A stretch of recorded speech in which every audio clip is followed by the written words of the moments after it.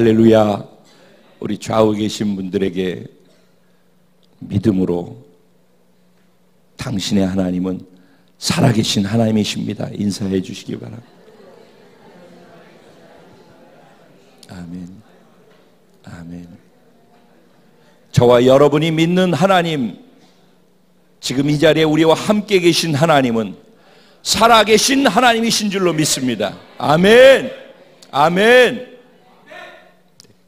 할렐루야. 오늘 하나님께서 주시는 하나님의 말씀을 함께 듣도록 하겠습니다. 에스겔서 37장 1절부터 10절까지 말씀입니다. 공교롭게도 보니까 이 말씀은 제가 한번 또 우리 다정전도사님이 한번 이렇게 전했던 말씀인데 오늘 또 하나님께서 이 말씀 주셔서 이 말씀을 가지고 종교개혁 주일에 예배를 함께 드리도록 그렇게 하겠습니다. 1절부터 10절까지 저와 여러분 함께 교독해 주시고 10절 말씀은 또박또박 한 번 더 한마음이 되어서 합독해 주시기 바랍니다. 제가 먼저 시작합니다. 여호와께서 권능으로 내게 임하시고 그의 영으로 나를 데리고 가서 골짜기 가운데 두셨는데 거기 뼈가 가득하더라.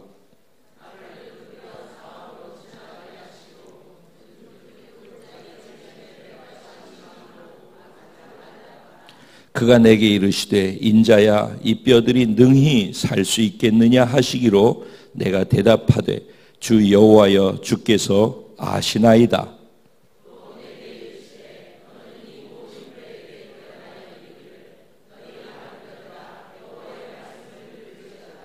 주 여호와께서 이 뼈들에게 이같이 말씀하시기를 내가 생기를 너희에게 들어가게 하리니 너희가 살아나리라.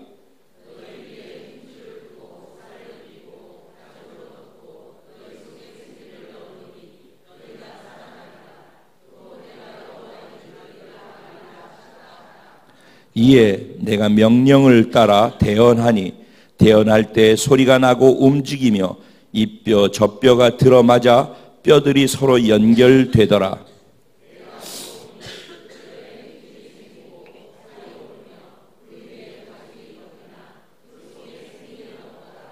또 내게 이르시되 인자야 너는 생기를 향하여 대언하라.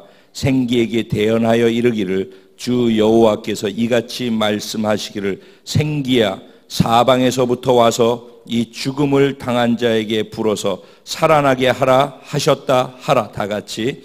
이에 내가 그 명령대로 대언하였더니 생기가 그들에게 들어가매 그들이 곧 살아나서 일어나 서는데 극히 큰 군대더라. 아멘.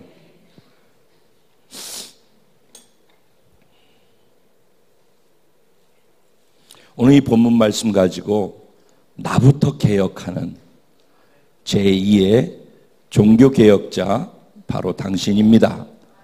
이런 제목으로 주시는 은혜를 나누려고 합니다. 제목이 좀 어렵죠.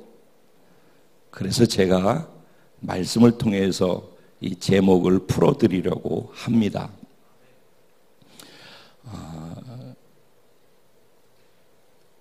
일단 오늘은 499주년 되어지는 종교개혁 기념주일이 되고 있습니다. 이제 내년이면은 500주년 기념 주일 예배를 드리게 되어집니다.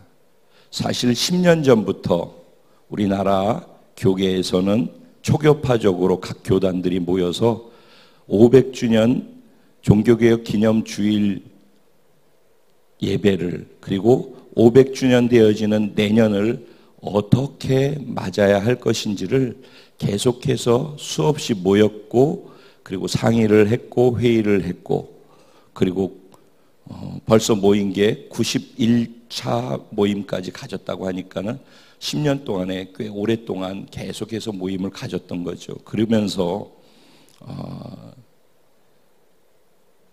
내년에 500주년 타이틀로 정한 것이 나부터입니다. 나부터. 오늘 제목이 좀 이해되시죠? 나부터. 그래서 나부터 하고선 그 다음이 세 가지를 같이 정했는데, 나부터 욕심 버리기. 따라합니다. 나부터 욕심 버리기. 나부터 낮아지기. 나부터 섬기기.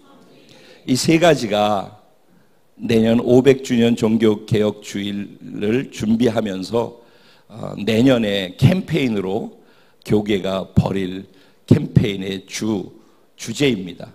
나부터 욕심 버리고, 나부터 낮아지고, 나부터 섬기는 자가 되자, 이것입니다. 이것을 말로 구호로 하지 말고 그렇게 살자.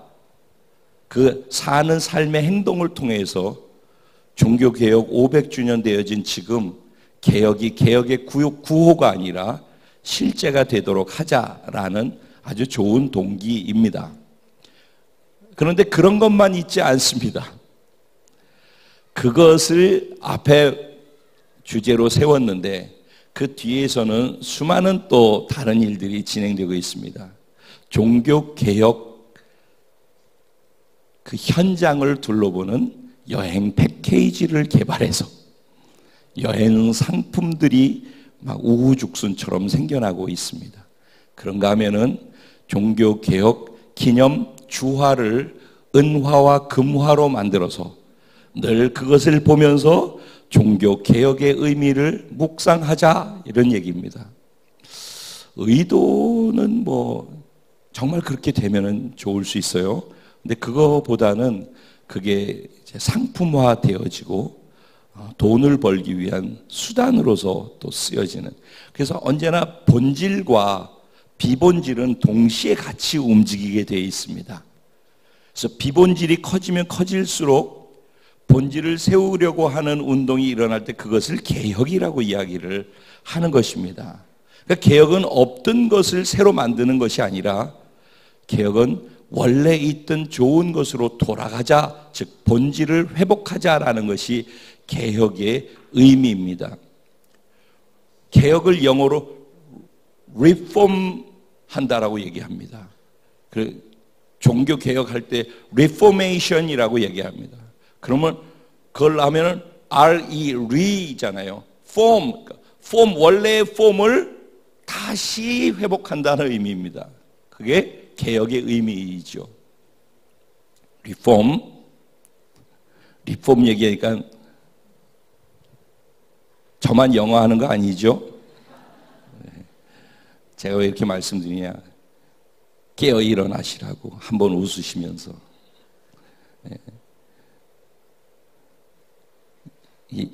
영이 깨어 일어나야지 말씀이 들립니다.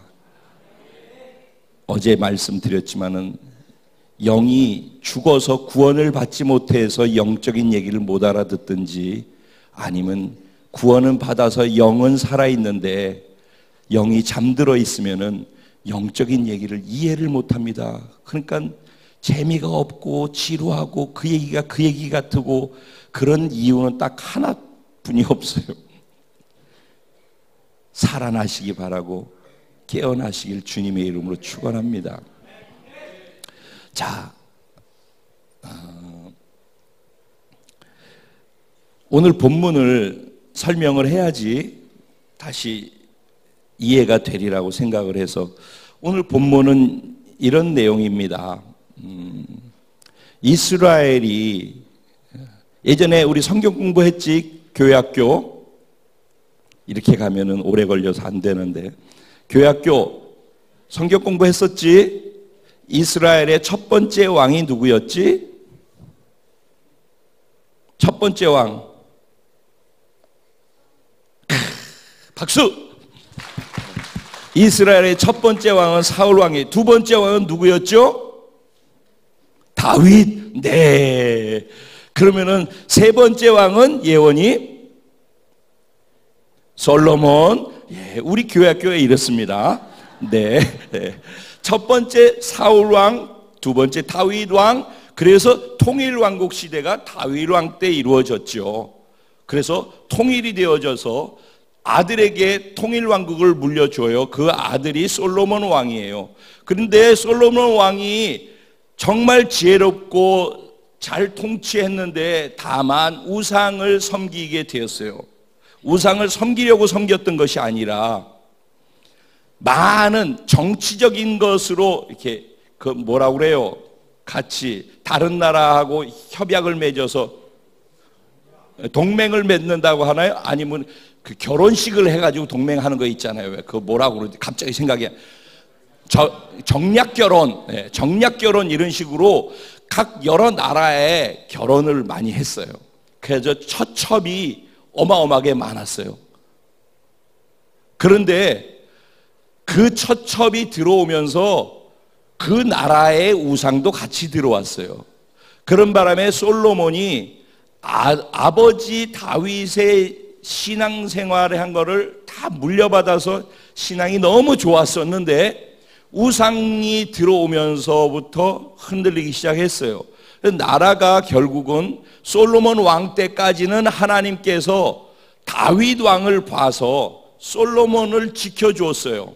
그래서 나라가 깨어지지 않은 상태로 최고로 번성했었어요.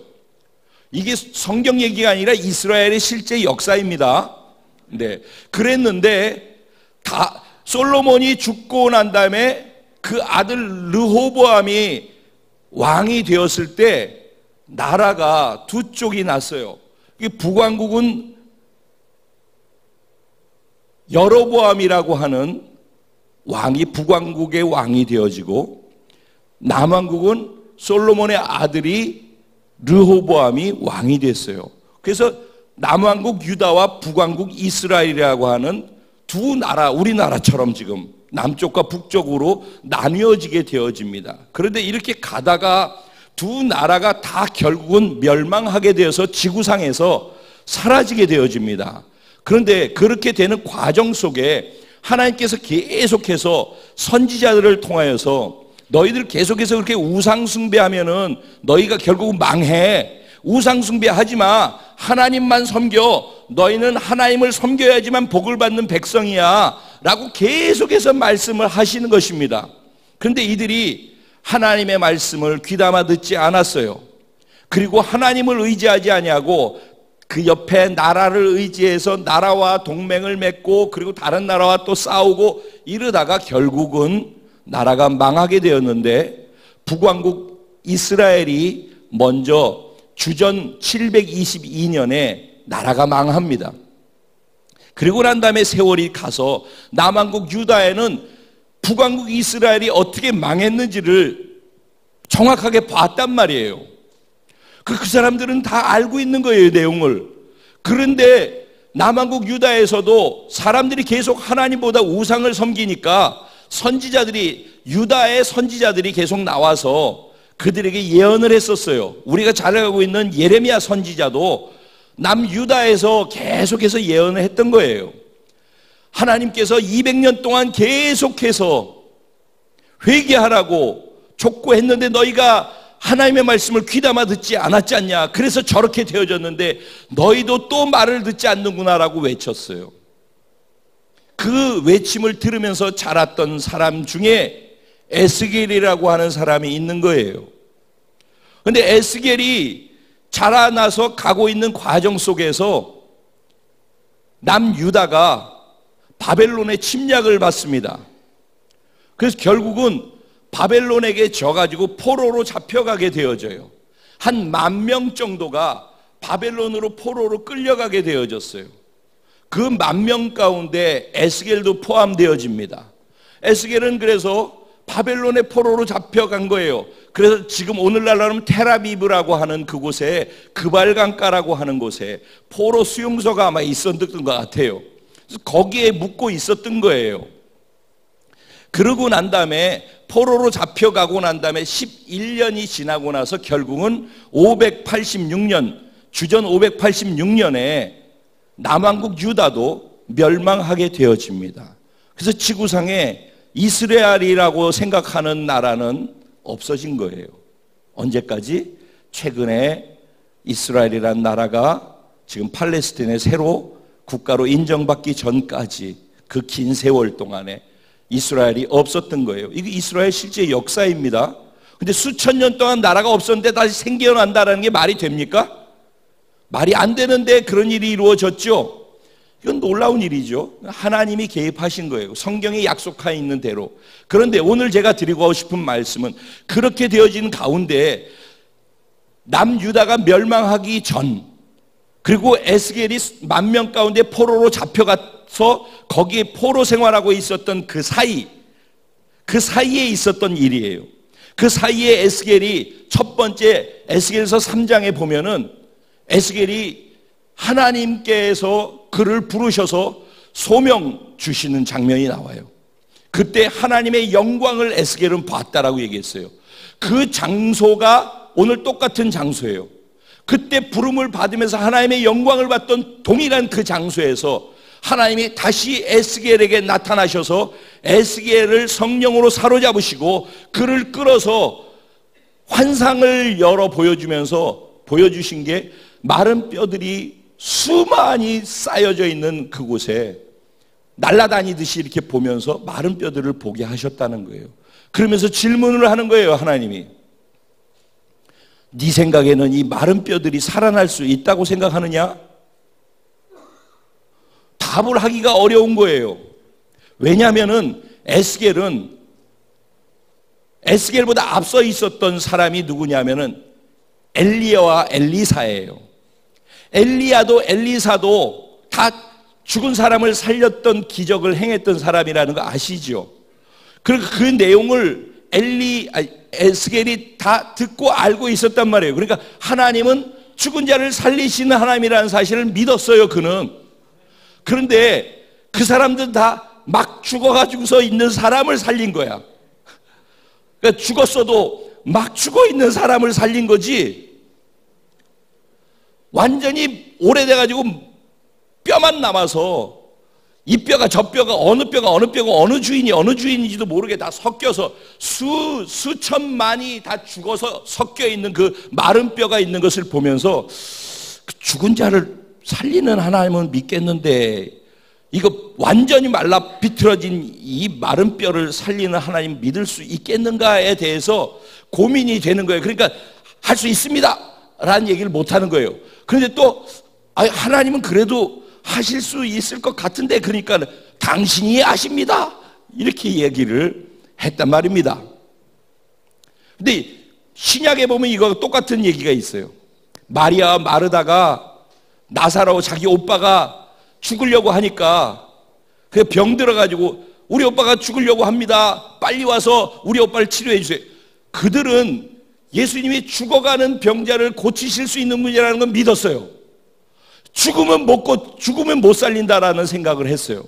그러니까 참 우리 수준인 거예요. 그게 우리는 이거는 할 수 있는데 그 다음 거 죽어가는 사람은 살릴 수 있는데 죽으면 못 살린다고 생각하지 않으면은 죽은 거는 살리는데 완전히 바싹 말라 비틀어진 건 못 살린다고 생각해요. 그게 다 우리 수준의 생각이라는 거예요. 우리의 한계. 근데 하나님은 그냥 아무것도 없는 무에서 공허하고 혼돈하고 흑암이 깊음 위에 있는 그 우주를 빛이 있으라 하심에 빛이 있게 만드시는 분이셔요. 그 하나님이 지금 여기 이 자리에 우리와 함께 계시고 그 하나님이 우리를 사랑하신다고 하고 그 하나님을 나는 아버지라고 부를 수 있는 자격을 허락해 주셨다는 것입니다. 우린 그 하나님을 믿는 거예요. 그리고 내 생각대로, 그럼 그런 하나님이면 왜 나한테 이렇게 해? 라고 생각하는 분들이 계시지만은 내 생각대로 되는 게 아니라 하나님 생각대로 된다라는 걸 아시기 바랍니다. 결국은 그런데 나한테 일어나는 모든 일이 하나님이 나를 위해서 가장 선하신 계획으로 나의 삶에 허락하신 것이라는 걸 믿는 믿음이 있어야 돼요. 무슨 말이냐? 죽어가는 것을 살리는 것을 믿는다고 치면은, 죽은 자를 살린다라고 믿는 것을 친다면은, 말라 비틀어진 마른 뼈도 살릴 수 있다는 걸 믿는다면은, 그걸 정말 믿는다면은 나한테 일어나고 있는 죽을 것 같은 어려운 고통의 시간, 도저히 내가 이해할 수 없고 받을 수 없고 어떻게 전능하신 하나님이 나를 사랑하신다면 이런 일을 나한테 허락할 수가 있어라고 생각하는 것도, 이것도 내가 볼 때는 안 좋은 거지만은 하나님은 나에게 도움되고 선이 되는 것으로 허락하셨다라고 믿을 수 있어야지 그게 믿음이라는 것입니다. 이해가 되시죠? 굉장히 중요한 얘기예요. 신앙생활하는 데 있어서 이 부분이 정확하지 않아서 일어났다 넘어졌다 뭐 시험 들었다가 떠났다가 이런 일들은 다 요것이 제대로 정리 안 돼 있기 때문에 생겨나는 부분이라서 이 부분은 정리하고 가는 게 맞을 것 같아서 그냥. 그러니까 저는 설교하는 게 아니라 살기 위해서 얘기한다. 그러니까 제 얘기가 이렇게 가는 거예요. 그래서 에스겔은 그런 하나님을 인정은 하는데 자신은 없으니까 주께서 아십니다라고 얘기했어요. 그랬더니 하나님께서 에스겔에게 네가 에스겔아 저 마른 뼈를 향하여서 말해라. 내가 말하는 대로 너는 대언해라 그랬어요. 그러니까 하나님이 야 마른 뼈야 힘줄이 붙고 살이 채워지고 살갗이 피부가 생길지어다. 그렇게 하라 그랬어요. 아멘이 아니라 에스겔한테 하나님이 그렇게 마른 뼈를 향해서 말하라고 그랬다니까. 할 수 있겠어요?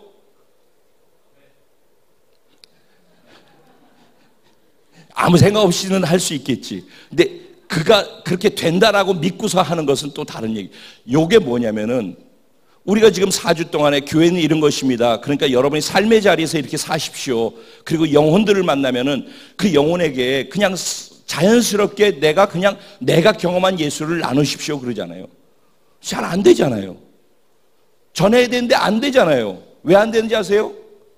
내가 잘못해서 실수하던가 세상 말로 쪽팔릴까 봐 잘못해서 안 돼가지고 이상하게 꼬이면 어떻게 될까? 불안하고 두렵고 그러니까 말 못하는 거예요. 그러니까는 하나님하고 상관없이 나를 보는 거예요. 나를. 그리고 내가 성경이 딸리는데 내가 얘기 잘못했다 나보다 성경 갖고 더 따지면 어떡하지? 등등등등. 나는 성경에 대한 지식도 없고 공부도 많이 못했고 등등등등. 그 다 뭐예요? 나잖아 나. 그러면 죽은 자도 살리고 그 하나님이 말씀하시면은 뼈다구를 보고서 힘줄이 붙을지어다 살이 채워질지어다 피부가 생길지어다를 할 수 있다라고 하는 사람이 왜 멀쩡하게 살아 돌아다니는 사람한테 복음을 나누라고 하는데 그건 왜 못하는데 그걸 못하는데 어떻게 마른 뼈가 그렇게 될 거라고 믿고선 감히 선언을 할 수 있는데 그냥 뇌까리는 건 할 수 있을지 몰라도 믿음으로 선포하는 그렇게 되라고 선언하는 믿음의 선언은 할 수 없다는 말입니다. 그래서 여기에 믿음이라고 하는 것이 요구되는 것입니다. 하나님 그래서 우리에게 이 시간 우리 공동체에 믿음을 요구하고 계시는 것입니다. 너희가 하는 게 아니라는 것입니다. 네가 살릴 수 있겠느냐? 아니, 나는 못 살리지만 하나님은 어떻게 하실 수 있겠죠. 그래? 그러면 내가 할 수 있다라고 믿는다면은 내가 하라는 대로라도 해. 어차피 마른 뼈를 살리는 건 네가 하는 게 아니지 내가 하지. 근데 너는 마른 뼈한테 외치기만 하라 말이야. 외친 대로 내가 할 수 있다라고 믿으란 말이야. 근데 왜 나를 믿는다고 하면서 외치는 것조차도 못 믿고 못 말하냐 말이야. 이 이야기인 것입니다. 그래서 그랬더니 어떤 일이 일어났어요? 마른 뼈에 힘줄이 생기고 살이 들어가더니만은 살까지 채워져서 사람이 딱 된 거예요. 그런데 그 가운데 뼈들이 막 섞여 있었잖아요. 갑자기 뼈들이 부다다다다다 움직이더니만은 다다다닥 하더니 머리부터 시작해 발끝까지 뼈가 다 맞춰지는 거예요. 뼈가 몇 개라고 그랬었죠? 아이들의 뼈는 몇 개라고 그랬어, 수아야? 예? 아이들의 뼈는 몇 개라고 그랬죠? 우리 교회 학교 은우가 얘기할까? 은우야, 몇 개라고 그랬었지? 몇 개라고 그랬었지? 예, 350개. 아이들의 뼈는 350개인데 자라면서 어른이 되어지면 뼈가 붙어가지고 몇 개가 된다고 그랬죠? 206개가 된다고 그랬어요. 그러죠? 성숙될수록 뼈는 붙어서 하나 되어져 가요. 근데 어쨌든 그 뼈들이 썩어가지고서 완전히 마른 뼈가 됐었는데 그 뼈들이 외치니까 불가능한 일이 일어나는 거예요. 막 사방에 흩어져 있던 뼈 조각들이 우다다다닥 소리를 내더니만 가서 막 자기 자리에 가서 탁탁탁탁 붙어가지고 각 그 사람의 뼈가 딱 되더니만은 거기에 힘줄이 붙고 살이 붙고 살갗이 붙어가지고 사람이 되었더라 이거예요. 믿을 수 있겠어요? 성경 얘기 옛날 얘기 같다라고 생각하죠. 그렇게 생각하기 때문에 내 삶엔 그런 일이 안 일어나는 거예요. 근데 사실은 그 마른 뼈가 나라고요. 지난번엔 그 말씀을 드렸을 거예요. 내가 바로 그 마른 뼈입니다. 근데 이런 나가 마른 뼈 같은 내가 바뀔 가능성이 있을까요? 마른 뼈 같은 내 남편이, 마른 뼈 같은 내 아내가, 마른 뼈 같은 도저히 불가능하다고 생각하는 내 자녀가 과연 바뀔 수 있을까요? 이 성경 얘기를 들으면은 그냥 아멘은 할 수 있는데 이게 이제 내일로 딱 오게 되어지면은 생각해보면 그는 안 될 것 같은데 이런 생각이 들잖아요. 거기는 좀 힘들 것 같은데 이런 생각이 들잖아요. 왜? 거긴 지금 나를 찌르고 있는 실존하는 실제거든. 그게 바뀔 수 있을까? 그 생각 때문에 못 외치고 그 생각 때문에 그 앞에서 못하는 거예요. 그러니까 그게 걷어져야 되는 거예요. 그게 있으니까는 불신인 거고 그게 걷어져서 그렇게 하면은 믿음의 순종이 되는 거예요. 그러니까 뭐 내가 계산할 게 없다니까 계산하고 그거를 실행하는 것은 나한테 속한 게 아니라니까요. 이 부분을 정확히 알아야 돼요. 내가 하는 게 아니라니까 나는 하라고 하시는 대로만 반응하면 돼요. 그 결과가 되고 안 되고는 우리에게 속한 게 아니에요. 그분이 하시는 거예요. 이 부분을 정확하게 이해를 하고 믿음으로 행동하는 사람의 믿음을 통해서 하나님은 역사하기 시작하는 거예요. 그런데 사람이 딱 된 거예요. 그렇게 해서 그래서 수많은 사람들이 있는데 그 모습은 있는데 생기는 없더라. 뭐하고 똑같아요? 창세기에서 하나님께서 아담을 창조하시는데 모든 것은 다 빛이 있으라 자연은 다 만물은 다 말씀으로 창조하셨어요. 그러죠? 그런데 사람은 하나님이 심혈을 기울여서 하나님의 형상과 모양으로 만드셨어요. 무엇으로? 흙으로 사람을 빚어서 만들었다고 그랬어요. 그래서 우리 사람은 거의 수분하고 흙으로 되어 있죠. 그래서 죽으면은 썩어서 그냥 흙이 되어져 돌아가잖아요. 그러죠? 그래서 그런 거예요. 그런데 이제 사람을 이렇게 만들었어요. 아담을. 그리고 난 다음에 하나님께서 제일 먼저 그를 움직이게 하기 위해서 뭘 했죠? 하고 생기를 불어넣으셨다. 그게 히브리어로 루아흐라고 하는 단어예요. 생기, 루아흐라고 하는 성령의 생기를 불어넣었더니 그가 아담이 생명이 된지라.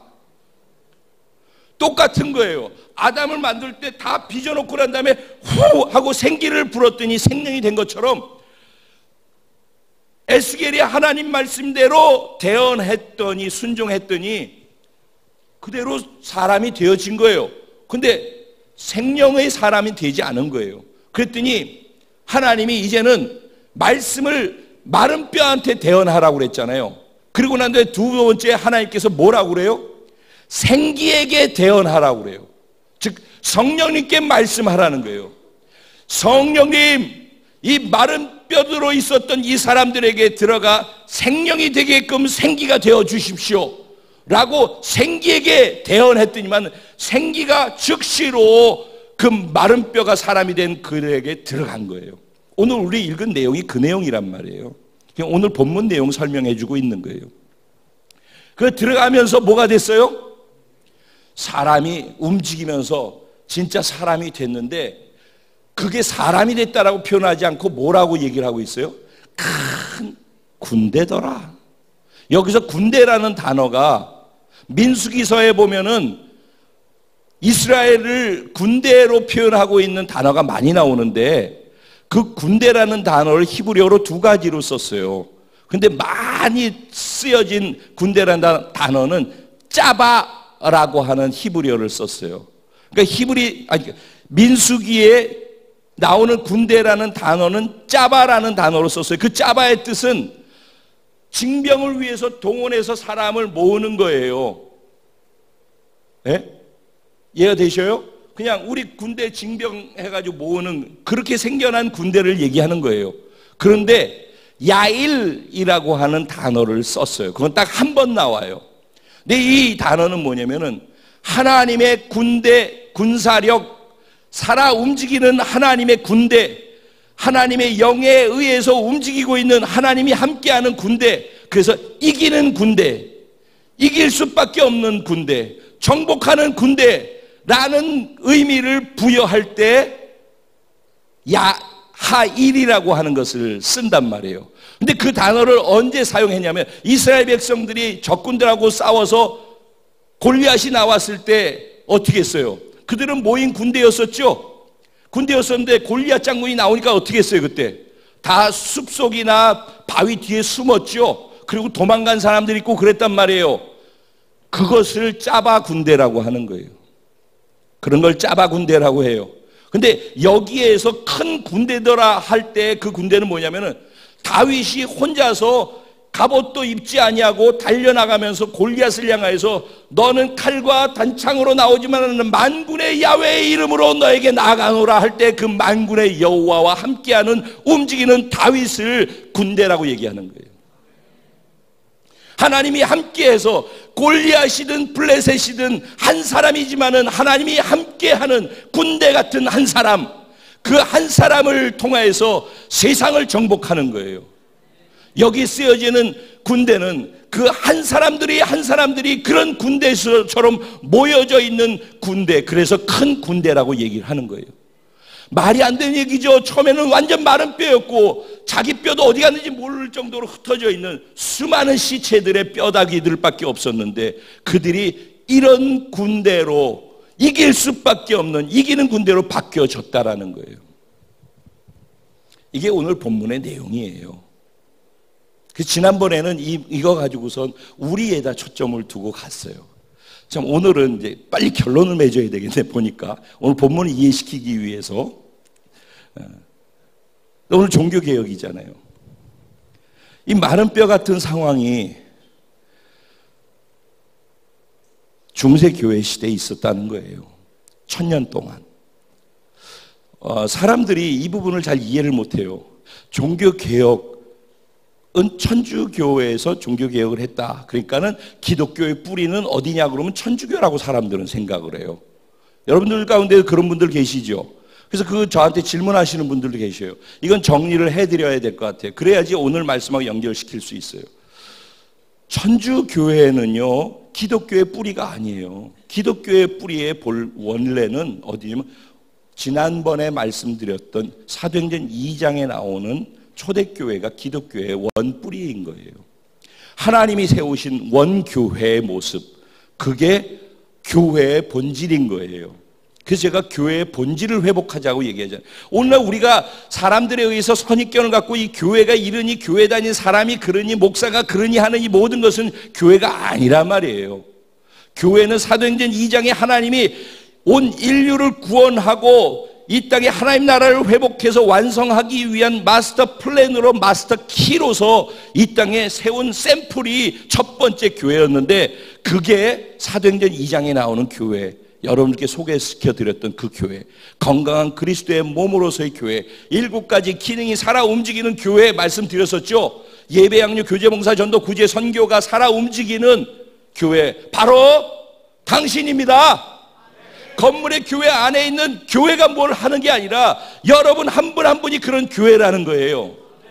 그런데 그런 원래 하나님이 세운 교회를 그래서 핍박이 있어도 죽어도 사자의 밥이 돼도 그들은 계속해서 나는 지금 죽여도 곧바로 예수님한테 가고 난 부활이야 라는 걸 믿었기 때문에 어떤 핍박이 와도 그들은 견디고 이겨낼 수 있었어요. 그래서 자기가 죽으면서도 예수를 전하는 사람들이었어요. 자기가 고통 속에 있으면서 절망 속에 있으면서도 예수를 전하는 사람들이었어요. 나는 이렇게 하면은 우리 옛날 분들 다 이렇게 얘기해요. 아이고 내가 뭐 장로가 돼서 권사가 돼서 이렇게 아픈데 사람들한테 덕이 안 돼서. 뭐가 덕이 안 된다는 거야? 아픈 게. 그럼 나는 덕이 수없이 안 되겠네. 이런 아픈 거하고 덕하고 무슨 상관이냐. 그러니까 예전에 잘못된 신앙생활 한 것에 영향을 받지 말라고요.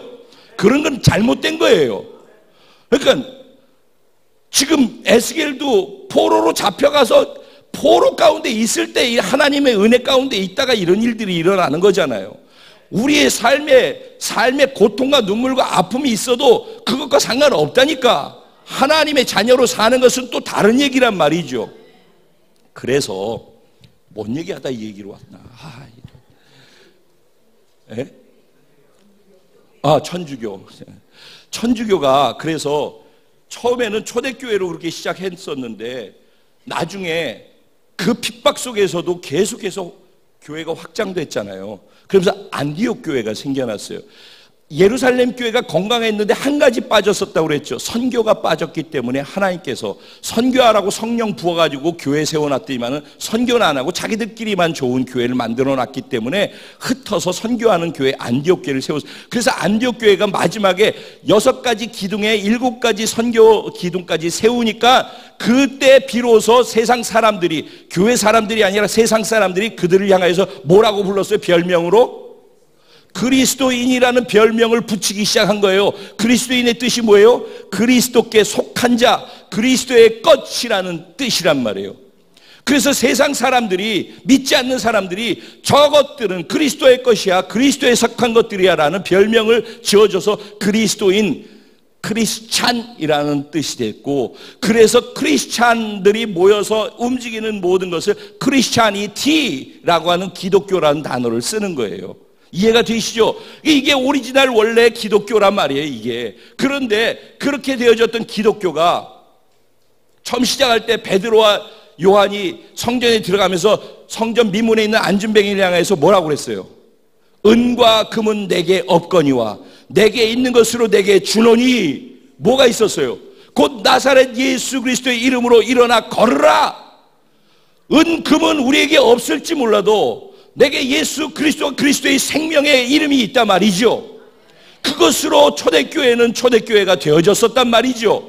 근데 오늘날은 은과 금이 있어야지만 내가 복을 받고 있고 하나님이 나와 함께 하신다라고 잘못 생각되게끔 만들어졌기 때문에 오늘날 문제가 심각하게 일어났고, 초대교회가 점점 바뀌어져 가게 되는 계기도 거기에서 생겨났는데, AD 주후 313년에 그렇게 로마가 기독교인들을 핍박하다가 로마 황제, 엄마가 신앙이 좋았어요.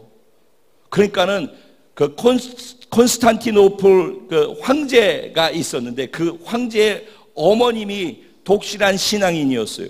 그래서 그 영향을 받았고 자기도 정치적으로 기독교를 활용해야 되겠다고 생각해가지고 그때 313년에 기독교를 자기네 로마의 국교로서 승인을 해버렸어요.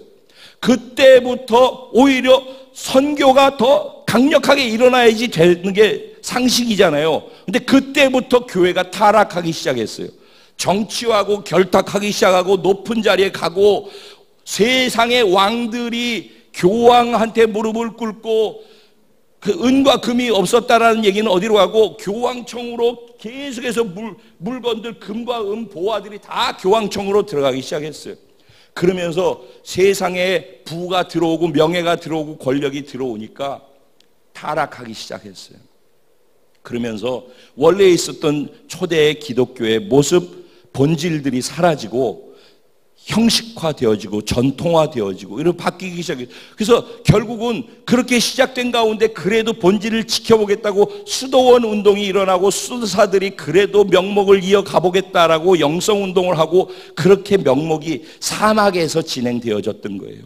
그렇게 세월이 1000년을 갔어요. 그것을 중세 암흑시대라고 얘기를, 어떻게 교회사 얘기가 나오네. 중세 암흑시대라고 얘기를 하는 거예요, 그것을. 그래서 그런 암흑시대를 갖다 1000년 동안 보내고 있는데, 어느 날 루터라고 하는 그 사람이 콘스탄틴 황제의 어머니가 내가 예수님이 걸었던, 십자가를 지고 걸었던 그 층계를, 계단을 내가 거기를 걷고 싶다. 그러니까는 효도한다고 예루살렘에 있는 예수님이 걸었던 그 층계 계단을 통으로 뛰어다가 로마에다 갔다가 놨어요. 그래서 계단을 만들고 그 계단 성당이라고 성당을 지었어요. 그리고 사람들이 거기 가서 예수님이 걸었던 걸 묵상하면서 거기에 예수님 피가 묻어 있는 것을 생각하면서 이렇게 하고 무릎으로 기어 올라갔어요. 그러면서 고행을 하면서 거기다가 모래도 깔고 유리도 깔아서 더 아프게 하고, 그러면서 예수님의 고난을 더 생각하고, 그러다가 이런 게 구원을 이루는 게 아닌데, 자기가 성경을 읽어보니까는 로마서 1장 17절 말씀, 오직 의인은 믿음으로 말미암아 살리라 함과 같으리라 그랬는데, 이건 믿음하고 상관없는 건데 라는 생각이 딱 들면서 계시가 왔어요. 그리고 이거 아니지 않는가. 그리고 천주교가 그때까지 잘못됐던 수많은 것들, 원래 본질로부터 벗어나 있는 것들에 대해서 95개의 항목을 해가지고 자기가 있었던, 강의했던 비텐베르그라고 하는 대학에 교회가 있었는데 그 앞에 정문에다가 95개 조항으로 해서 교황청에다 따집니다라고 그걸 걸어놓은 거예요. 그랬더니 교황청에서 그 한 사람이 그런 건가 별거 아니라고 생각을 했는데, 그때 독일의 분위기가 교황청에 대해서 부정적인 분위기를 갖고 있었는데, 그 교황이 그러면 너 이리 와가지고서 60일 이내에 여기 와서 우리한테서 심판을 받아라 그랬는데, 가지 말라고 그래서 가면 죽는다고. 그런데 루터가 내가 지금 하는 것이 잘못된 것이라면은, 잘못된 것이라고 하나님이 내게 말씀하신다면 내가 그렇게 하겠다. 그런데 이게 사실이고 진리일진데 어떻게 이것을 내가 멈출 수가 있겠는가 하고 거기로 갔어요. 그때부터 시민운동이 일어나기 시작해서 종교개혁의 바람이 불었어요. 여기서 잠깐, 천주교는요, 그 중에도 성령운동하는 신부들이 있고 그 중에도 예수님이 구원이라고 얘기하는 분들이 있어요. 근데 그거는 가뭄에 콩나는 거예요. 사실은 대부분은 교리 자체가 잘못되어 있어요. 교황은 무오하다. 그 교황은 사람인데 그 흠이 없다는 거예요. 죄가 없다라는 거예요. 원죄도 없고 자범죄도 없고 아무것도 없다는 거예요. 교황의 말은 곧 하나님이에요. 성경의 말씀보다 더 위에 있게 돼요. 실질적으로는. 왜 그런지 아세요? 성모 마리아 그는 원죄도 없다고 그래요. 그리고 하늘로 승천했다고 그래요. 이 땅에서도 죄 짓지 않았다고 그래요. 그리고 동정녀로 있다가 나중에 애도 낳지 않고 결혼도 안 했다고 그래요. 성경에 보면은 마태복음 13장에 55절에 보면은 마리아의 자녀들에 대한 얘기, 예수의 그 형제들에 대한 얘기가 다 나오잖아요. 그럼 결혼을 한 거잖아. 교황도 초대 교황이 누구예요? 베드로예요. 베드로 결혼 안 했다고 그러잖아. 예수님께 베드로의 그 장모의 열병을 고치시는 장면이 다 나오잖아요. 그 성경에 다 있는데 자기네들이 그걸 세우기 위해서 없다라고 얘기를 해요. 그리고 교황이 없다 그러면 없는 거예요. 성경보다 위에 있단 말이에요, 교황의 권위가. 그리고 마리아는, 그러니까 마리아가 다 중재를 해야지 돼. 마리아한테 기도하면 다 들어줘. 그래서 그들은 예수님한테 기도하는 것보다도 마리아한테 기도를 해요. 그런가 하면은 죄 지은 것을 예수님께서 십자가에 못 박혀 죽을 때 나도 죽고 부활하시는 생명으로 우리는 새롭게 태어나서 우린 구원받은 거잖아요. 그렇죠? 그래서 우리의 죄는 우리가 하나님께 회개하면서 나아가면 되는 거예요. 근데 거기는 꼭 고해성사라는 것이 있어서 신부한테 가서 요만한 죄라도 다 신부한테 얘기를 해야 돼요.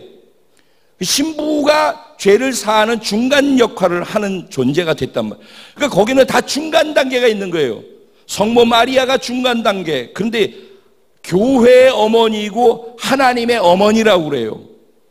그래서 천주교에 가면 꼭 성모 마리아한테 예수님은 안겨있는 아기 예수, 죽은 예수, 늘 보면 유럽의 큰 교회들, 큰 성당 가면 다 그렇게 되어 있어요. 그러니까 예수의 본체가 무엇인지 잘 보이지 않게끔 돼 있어요. 교리적으로 그렇단 말이에요. 그리고 거기는 행함을 통해서 구원이 완성된다라고 생각을 해요. 선행을 해야 돼요.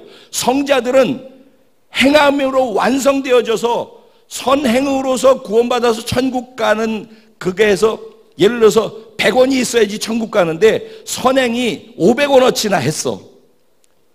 그래서 400원이나 남아 성자들은.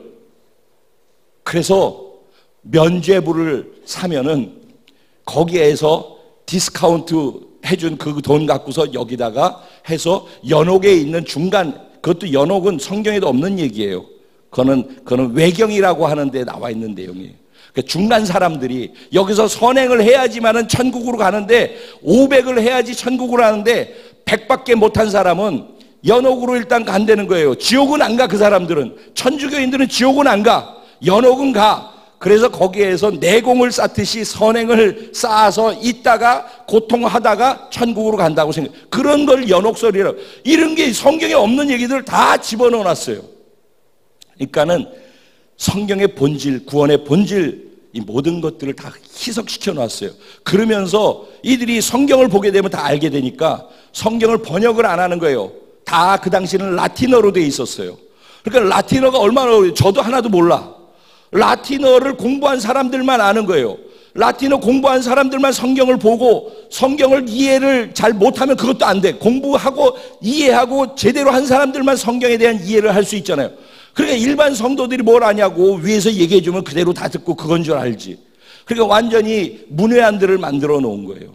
그래서 루터가 종교개혁을 하면서 캐치플레이즈로 걸고 들어간 게 뭐예요? 오직 성경으로. 성경이 서야 되는, 즉 기준이 서야 된다는 거예요. 기준. 다른 것 전통이나 이성이나 지금까지 있었던 경험이나 이걸로서 자꾸 신앙생활에 기초를 두지 말라는 거예요. 기준은 성경 말씀이라는 거예요. 기준. 그래서 오직 성경. 그리고 그 성경을 믿는 오직 믿음으로 구원받는 거지 행위로 하는 게 아니라는 거예요. 그리고 오직 하나님의 은혜로 하는 것이라는 거예요. 그리고 오직 하나님의 영광을 위해서 사는 거라는 거예요, 우리는. 그리고 마지막으로 얘기한 게 모든 만인은 신부만 그렇게 하는 게 아니라 모든 만민들이 다 제사장이다.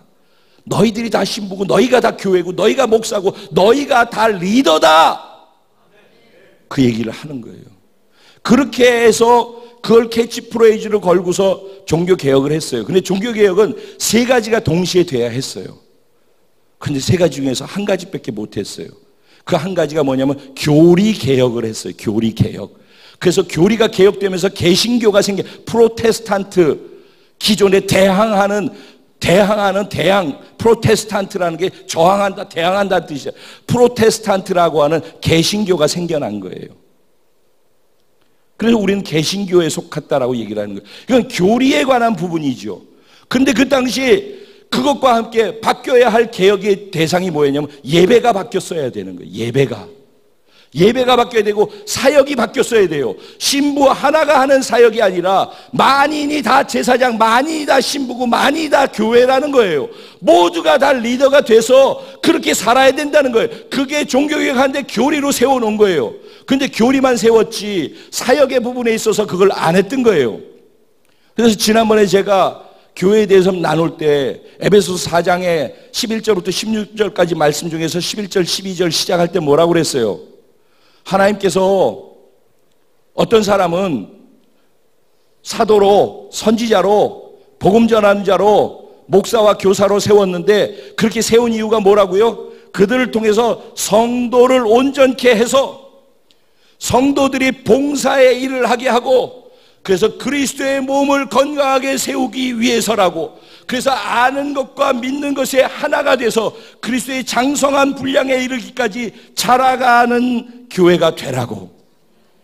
그래서 여기에서 성도들을 세워서라고 할 때, 그리스도의 몸을 세운다라고 할 때 그게 뭐예요? 뼈 마디마디가 흩어져 가지고 마른 뼈로 되어 있는 것들을 목사는, 리더는 그들이 자기 자리가 어디인지를 알고 자기 자리로 들어가서 그 자리를 끼워 맞출 수 있는 뼈들이 다 움직여서 소리를 내면서 제자리에 들어가서 봉사의 일을 하고 섬기고 남에게 교제하고 남을 살리고 구제하고 세울 수 있는 자들이 되라고, 그런 건강한 교회의 7가지 기능을 살아 움직이는 원래 하나님이 만든 초대교회의 그 모습을 회복하라고. 지난 4주 동안 한 내용들을 지금 사실은 결론을 맺는 거예요. 그래서 우리가 볼 때는 지금 우리의 모습으로 어떻게 그런 일이 일어날 수 있겠습니까? 생각할 수 있지만은, 그래서 우리 스스로 볼 때는 나는 마른 뼈야, 저 사람은 안 돼, 나는 될 수 있을지 몰라도 저는 안 되라고 생각하는 그 모든 마른 뼈들이 2가지가 될 때 된다는 거예요. 하나는 뭐가 돼요? 내가 먼저 예배자가 돼야 되는 거예요. 내가 예배의 개혁이 일어나야 되는 거예요. 다시 본문으로 돌아와서 마무리입니다. 에스겔을 통하여서 마른 뼈가 군대가 되어졌죠. 어떻게 그렇게 할 수 있었죠? 에스겔은 그 포로의 고통의 시간 속에서도 하나님하고 교제를 놓치지 않았어요. 제가 계속 그러죠. 하나님하고 닿는 면적을 많이 만들어라. 하나님하고 교제하는 것을 놓치지 마라. 여기서 예배 드릴 때 집중해서 하나님 인식하는 것처럼, 그리고 하나님께 반응하려고 하는 것처럼 삶의 자리에서, 여러분이 있는 그 자리에서 뭘 하고 있든지 그 자리에서 거기에 계신 하나님을 인식해라. 그리고 거기에 자꾸 반응해라. 그래서 하나님하고 친밀한 교제를 하는 것을 놓치지 마라. 계속해서 이게 되어져야지 이게 된다. 이거는 내가 아무리 쥐어짜도 안 돼. 그건 일이고 행사고. 그런데 이게 돼서 이게 되면은 그분이 하는 게 된다. 주체가 그분이 하는 게 된다는 거예요. 그래서 이걸 할 줄 알아야 된다. 그러려면은 내 삶에 그분하고 교제를 계속해서 놓치지 않는 삶의 예배가 계속 유지돼야 된다라는 말씀을 드리는 거예요. 그래서 포로로 있으면서도 에스겔이 그분하고 그런 관계가 계속 되어져 있으니까 하나님이 그에게 오셔서, 여기 하나님이 그 위에 임하시니라는 성령으로 사로잡았다라는 단어예요. 사로잡으시니라는 뜻이. 그러면 그렇게 되니까 친밀한 교제 속에 있으니까 성령에 사로잡힌 바 되어졌어요. 그러니까 성령 안에 있었단 말이에요. 그가 그런 가운데 그분하고 교제하고 있으니까 뭐가 들려요? 하나님의 말씀이 들리는 거예요. 그러니까 오늘도 여기서 영이 깨어나야 된다는 말은 성령 안에서 내가 그분과 늘 교제하고 있어야지 영이 항상 깨어있고, 그렇게 영이 깨어있을 때 이런 영적인 말씀이 전해질 때 그게 졸리는 말이 아니라 이해되어지고 영이 살아나고 더 회복되어지는, 힘이 써지는 영이 되는 그런 말씀이 될 수 있단 말이에요. 그래서 내 영을 깨우려면 그분하고 늘 교제가, 영적인 교제가 성령과 있어야 되는 거예요. 그런 가운데 말씀이 들려진단 말이죠. 말씀이 들려지고 나니까 그 말씀을 들으면서 그 말씀대로 순종하였더니, 즉 성령 안에서 말씀을 듣고 그 말씀대로 즉각적으로 순종했더니, 말씀을 대언했더니, 선포했더니 그때 역사가 일어났더라는 거예요. 그것을 통해서 마른 뼈들이 군대가 되어졌더라는 거예요. 그러면 얘기의 결론입니다. 마른 뼈가 군대가 되어지게 된 것은 먼저 에스겔이 개혁되어졌기 때문 아닌가요? 에스겔이 먼저 그런 존재가 될 수 있었기 때문에, 하나님과 교통이 됐고 하나님께 순종했기 때문에 그 에스겔 한 사람을 통해서 모든 마른 뼈들이 큰 군대로서 나가면 정복하고 나가면 가나안을 정복해서 이기는 자로 살 수 있도록 바뀌어질 수 있지 않았습니까?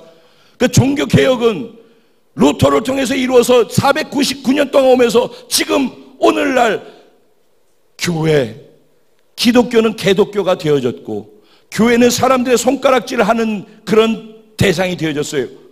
세상의 유일한 희망이 교회라고 했는데 오늘날 교회는 희망의 등불이 꺼졌다라고 사람들은 생각하고 있어요.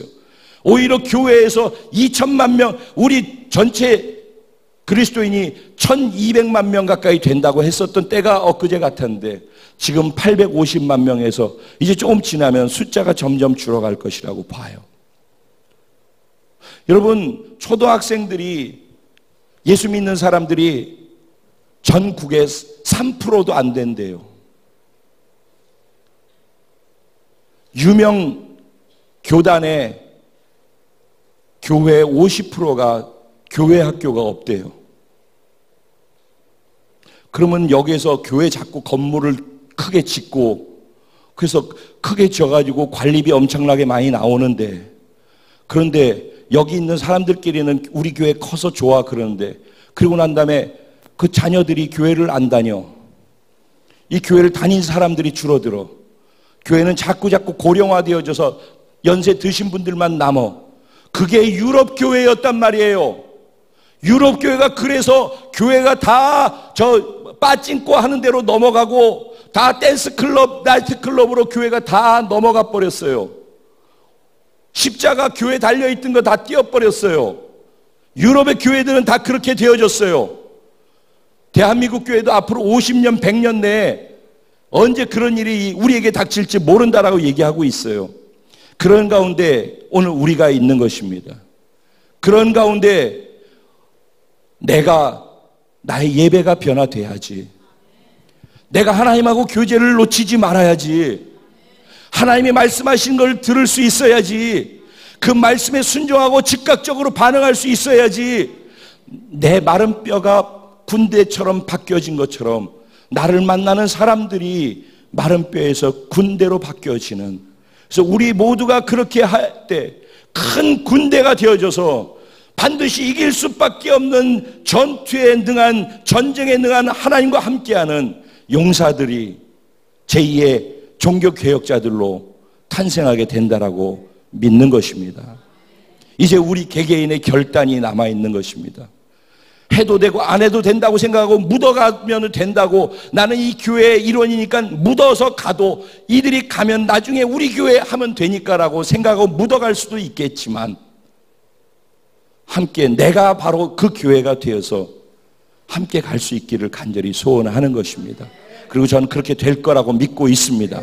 그리고 저와 여러분을 통하여서 하나님이 하나님의 꿈 이루어 가시리라고 저는 믿습니다.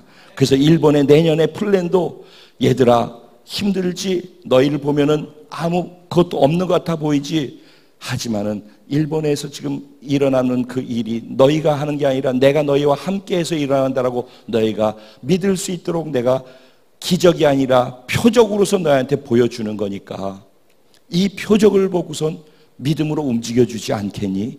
라는 하나님의 우리를 향한 또 다른 사랑의 배려의 표현이라고 저는 믿습니다. 이 시간 같이 기도할까요?